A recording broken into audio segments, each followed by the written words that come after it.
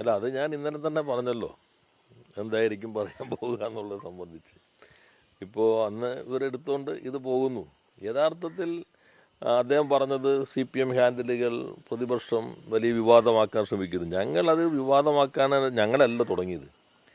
യഥാർത്ഥത്തിൽ മാതൃഭൂമിയാണെന്ന് തോന്നുന്നു, പിന്നെ മനോരമ, 2-3 പത്രങ്ങൾ ആദ്യം ദേശാഭിമാനിയുണ്ട്. ഈ പത്രങ്ങളെല്ലാം വാർത്ത കൊടുത്തു. ദൃശ്യമാധ്യമങ്ങൾ ആദ്യം കൊടുത്തില്ല എന്ന് തോന്നുന്നു. ആദ്യം അച്ചടി മാധ്യമങ്ങളിലാണ് വന്നത്. ഇങ്ങനെ ഹെലികോപ്റ്റർ വന്നു, ഹെലികോപ്റ്റർ തിരിച്ചു പോകേണ്ടി വന്ന കാര്യം ഇതിനു വേണ്ടിയാണ് എന്ന് ആ പത്രങ്ങളല്ലേ ആദ്യം റിപ്പോർട്ട് ചെയ്തത്. പത്രങ്ങൾ റിപ്പോർട്ട് ചെയ്തതിന് ശേഷം സ്വാഭാവികമായിട്ടും ദൃശ്യമാധ്യമങ്ങളിലേക്ക് വന്നു. അത് സംബന്ധിച്ചുള്ള പ്രതികരണങ്ങളിലേക്ക് എല്ലാവരും എത്തുന്ന രീതിയാണ് ഉണ്ടായിട്ടുള്ളത്. അപ്പോൾ അത് വളരെ വിവാദമായി കഴിഞ്ഞപ്പോൾ നേരെ തെന്നിമാറാനുള്ള ശ്രമമാണ് ഇന്ന് നടത്തിയിട്ടുള്ളത്. അതിൽ അദ്ദേഹം പറഞ്ഞ ഇൻവെസ്റ്ററെ കാണാനാണെങ്കിൽ വളരെ നല്ല കാര്യം തന്നെയാണ്. അങ്ങനെ അതീവ രഹസ്യമായി വന്ന് കാണുന്നു, അത് മറ്റ് സ്റ്റേറ്റുകൾ തട്ടിക്കൊണ്ടുപോകാതിരിക്കാനുള്ള ജാഗ്രത ഉണ്ടെങ്കിൽ അത് വളരെ നല്ല കാര്യം തന്നെയാണ്. സാധാരണ ഞങ്ങളുടെയൊക്കെ സമയത്ത് ഇൻവെസ്റ്റേഴ്സിനെ കാണുന്നത് ടീമായിട്ടാണ് കാണാം.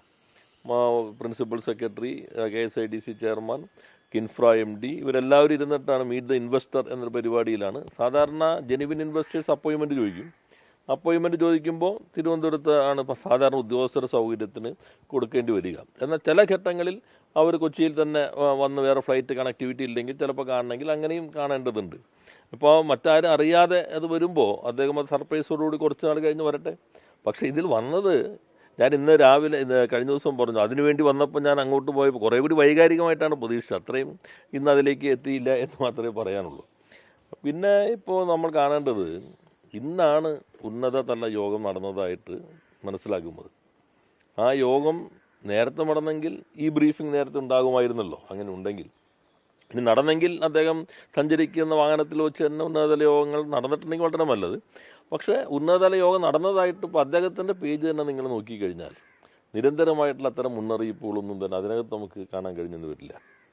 ഇവിടെ ഇന്ന് രാവിലെ ചില ചാനലുകൾ ചോദിച്ചപ്പോൾ ഞാൻ പറയുകയുണ്ടായി, നിങ്ങൾ ഭക്ഷണം വിവാദം, ഞാൻ പറഞ്ഞു, അദ്ദേഹം പറയും ഞാൻ ഭക്ഷണം കഴിച്ച് കുഴപ്പമായോ, നേരത്തെ പിണറായി ഭക്ഷണം കഴിച്ചില്ലേ എന്നൊക്കെ പറയാൻ സാധ്യതയുണ്ട്.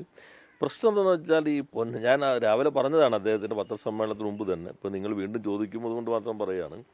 ഇപ്പോൾ മലപ്പുറം, കോഴിക്കോട് 2 ജില്ലകളും അത് റെഡ് അലർട്ട് മാത്രമല്ല എക്സ്ട്രീംലി ഹെവി റെയിൻസ് എന്നാണ് ഇവർ തന്നെ പ്രസിദ്ധപ്പെടുത്തിയിട്ടുള്ള പ്രഡിക്ഷൻ പറയുന്നത്.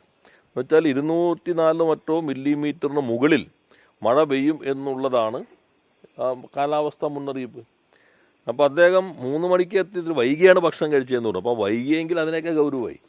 കാരണം ഞാൻ ആ വീഡിയോ ഗൃഹനാഥൻ ആതിഥേയൻ റീൽ ഇറക്കിയതിൽ നിങ്ങൾ കണ്ടിട്ടുണ്ടാവുമല്ലോ. അവിടെ പോലീസ് ചീഫ് കാത്തിരിക്കുകയാണ്, വനിതാ പോലീസ് ചീഫ് ആ ചിത്രത്തിലുണ്ട്, അവർ കാത്തിരിക്കുകയാണ്. അത് കഴിഞ്ഞിട്ട് അദ്ദേഹം ഒരു ഇതിൻ്റെ ഓഫീസ് ഉദ്ഘാടനം ചെയ്യാൻ പോകും. അത് നല്ലത് തന്നെ. ഈ തിരക്കുകൾക്കിടയിലും ചെറിയ സ്ഥാപനങ്ങളോ ഇന്നോവേഷനുള്ള സ്ഥാപനങ്ങളൊക്കെ ഉദ്ഘാടനം ചെയ്യാൻ അത്രയും ത്യാഗം സഹിച്ച് പോകുന്ന നല്ല കാര്യം തന്നെയാണ്. പക്ഷെ അവിടെയും എക്സ്ട്രീംലി ഹെവി റെയിൻസാണ് പ്രൊഡിക്റ്റ് ചെയ്തിരിക്കുന്നത്. അവിടെയും പോലീസിൻ്റെ എല്ലാ മുതിർന്ന ഉദ്യോഗസ്ഥർ അവിടെയുണ്ട്. ഞാൻ രാവിലെ മാധ്യമങ്ങളോട് പറഞ്ഞു, അദ്ദേഹം പറയാൻ പോകുമ്പോൾ ഇതായിരിക്കും, ഞാൻ ഭക്ഷണം കഴിച്ചതാണോ കുഴപ്പം. ഭക്ഷണം കഴിക്കുമ്പോഴോ 2 കാര്യമുണ്ട്. ഒന്ന്, ഈ ഉദ്യോഗസ്ഥ സംവിധാനം അവരെല്ലാവരും ഏകോപിതമായ പ്രവർത്തനങ്ങൾക്ക് നേതൃത്വം നൽകേണ്ട ജില്ലാ പോലീസ് സൂപ്രണ്ടും സിറ്റി കമ്മീഷണറും എല്ലാം ഈ പരിപാടിയുടെ ഭാഗമായി തന്നെ അവിടെ നിൽക്കുകയാണ്. വൈകി എന്ന് അദ്ദേഹം പറഞ്ഞെങ്കിൽ അതിനൊക്കെ ഗൗരവമായി. ഇവർ ഇത്ര നേരം അവിടെ കാത്തു നിന്നിട്ടുണ്ടാവുമല്ലോ. അങ്ങോട്ടും ഇങ്ങോട്ടും മാറി വരുമ്പോൾ തന്നെ സ്വീകരിക്കുന്നത് പോലീസ് സൂപ്രണ്ടാണ്. അപ്പോൾ ഭരണ സംവിധാനം ഏറ്റവും പ്രധാനപ്പെട്ട ഉത്തരവാദിത്വം ഇത്തരം സന്ദർഭങ്ങളിൽ നിർവഹിക്കേണ്ടത് പോലീസാണ്. മറ്റ് എല്ലാ ഏകോപനം ജില്ലാ കളക്ടറെടുത്തും പോലീസ് വളരെ പ്രധാനപ്പെട്ട റോളാണ് നിർവഹിക്കേണ്ടത്.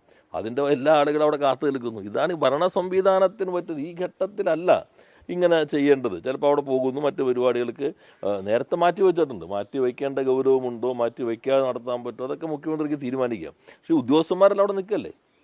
അതിൻ്റെ ഭാഗമായിട്ടുള്ള പ്രശ്നം എന്താ? പിന്നെ അദ്ദേഹത്തിന് വേണ്ടി പറയാൻ വരുന്നു ഒന്നുകൂടി, ഞാനിങ്ങനെ വളരെ മിതത്വം അവിടെ ഇരുന്ന് ഭക്ഷണം കഴിക്കുമ്പോൾ ഗൗരവമില്ല, ആരും ടെൻഷൻ അടിക്കേണ്ടതില്ല, ഞാൻ തന്നെ ഇരിക്കുന്നത് കണ്ടില്ലേ, നിങ്ങൾക്ക് വളരെ ശാന്തമായിട്ട് ഞാനിരുന്ന് ഭക്ഷണം കഴിക്കുന്ന നിങ്ങൾ കണ്ടില്ല, അതുകൊണ്ട് ജനങ്ങൾ എന്തിനാണ് വെറുതെ ടെൻഷൻ അടിക്കുന്നത് എന്നൊരു സന്ദേശം നൽകാനായിട്ടുള്ള ഒരു ബുദ്ധിപൂർവ്വമായിട്ടുള്ള നീക്കമായിട്ടാണ് ഞാൻ കാണുന്നത്. അതോടുകൂടി ആളുകൾക്ക് തോന്നും ടെൻഷൻ അടിച്ച് വെറുതെ വീട്ടിലിരുന്ന് ബുദ്ധിമുട്ടുണ്ട്. ടെറസിൻ്റെ മുകളിലായാലും മുഖ്യമന്ത്രി പോലും വളരെ ഇതോടുകൂടി അവിടെ വരെ ഓടിച്ചു പോയിട്ട് ഭക്ഷണം കഴിക്കുന്നതാണ്. അപ്പോൾ അങ്ങനെ ടെൻഷൻ അടിക്കുകയാണെങ്കിൽ അത്രയും വലിയ പ്രശ്നങ്ങൾ ഉണ്ടാകാൻ ഇടയുണ്ടെങ്കിൽ മുഖ്യമന്ത്രി അങ്ങനെ ഇത്രയും ത്യാഗം സഹിച്ച് അവിടെ വരെ പോയിട്ട് ഇങ്ങനെ ഭക്ഷണം കഴിക്കുകയും അത് ആളുകൾ ഇടുകയും ചെയ്യില്ലല്ലോ.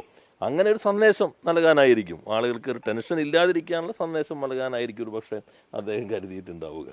അതാണ്. പിന്നെ അദ്ദേഹം പറയുന്നത് നിങ്ങളുടെ എല്ലാവരുടെ കയ്യിലുണ്ടാവുമല്ലോ. അതിൽ പറയുന്നുണ്ടല്ലോ, മുഖ്യമന്ത്രി ഹെലികോപ്റ്റർ യാത്ര നടത്തി ഞാൻ വിമർശിച്ചിട്ടുണ്ടോ? എത്ര ഫയലുകൾ നിങ്ങളുടെ കയ്യിലുണ്ടാവും ഈ സന്ദർഭത്തിൽ? മുഖ്യമന്ത്രിയുടെ ദൂർത്ത് എത്ര അന്നത്തെ ഒരു ശരീരഭാരത്തേക്കാൾ തീവ്രമായിട്ടല്ലേ അദ്ദേഹം പറഞ്ഞുകൊണ്ടിരുന്നത്. അപ്പം ഞാൻ നേരത്തെ പറഞ്ഞു, ഇത് ആലോചിക്കേണ്ടതുണ്ട്. നേരത്തെ അപ്പോൾ പറയണം അന്ന് പറഞ്ഞത് ഇങ്ങനെ പെശകായിരുന്നു. ഞാൻ രാവിലെ പറഞ്ഞപ്പോൾ സ്പെയിൻ വളരെ നന്നായിട്ട് കളിച്ചുകൊണ്ടിരിക്കുക ഫൈനലിൽ, അർജൻറ്റീനയ്ക്ക് പന്ത് കിട്ടുന്നില്ല. അപ്പോൾ ഗാലറിയിൽ നമുക്ക് തോന്നി ഈ സ്പെയിൻ്റെ ആ കളിക്കാരൻ അങ്ങോട്ടൊരു ഒഴിവെടുപ്പുണ്ടായിരുന്നു. ഒരു ക്രോസ് ഇട്ടിരുന്നെങ്കിൽ അയാളുടെ കാലിൽ വന്നെങ്കിൽ അപ്പോൾ ഒരു ഗോൾ അടിച്ച് തന്നെ ഗാലറിയിലിരിക്കും. ഗ്രൗണ്ടിൽ ഇറങ്ങിക്കഴിയുമ്പോഴും വരണ പന്ത് നെഞ്ചുകൊണ്ട് തടക്കണോ കാലുകൊണ്ട് തടക്കണോ തലോണ്ട് പിടിക്കണോ എന്ന് പിടിയില്ലാതെ ആകെ നിൽക്കുകയായിരിക്കും. അപ്പോൾ ഗാലറി ഇരുന്ന് പറഞ്ഞു പോയതാണ്. ഇപ്പോഴാണ് ഈ കാര്യങ്ങളൊക്കെ മനസ്സിലായത്. അതുകൊണ്ട് അന്ന് പറഞ്ഞൊന്നും കണക്കിലെടുക്കേണ്ടതില്ല എന്ന് കൂടി പറഞ്ഞാൽ കുറേ കൂടി വ്യക്തത ജനങ്ങൾക്ക് ഉണ്ടാകും.